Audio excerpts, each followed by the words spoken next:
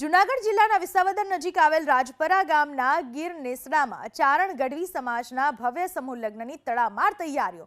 જાણીતા લોક સાહિત્યકાર રાજભા ગઢવીના સેવાકીય ફાઉન્ડેશન અંતર્ગત આ સમૂહ લગ્નનું આયોજન કરવામાં આવ્યું છે, જેમાં કુલ 19 નવદંપતીઓ પ્રભુતામાં પગલાં માંડશે।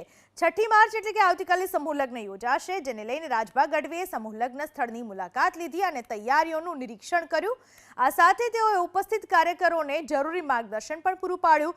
આયોજનને લઈને રાજભા ગઢવીએ ખુશી વ્યક્ત કરી। તમામ નવદંપતીને કર્યાવરમાં અન્ય જરૂરી ચીજવસ્તુઓની સાથે સાથે ગાય આપવાનું પણ જણાવ્યું।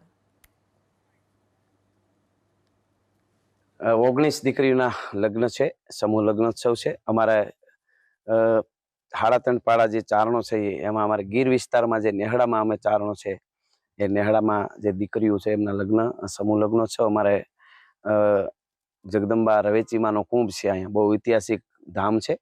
રાજપરા મુકામે આપણે જૂનાગઢના વિસાવદરના રાજપરા અને એ આ સ્થળ છે। એટલે આવતીકાલ અને પરમદી આવતીકાલે રાત્રે ભવ્ય લોક ડાયરો છે।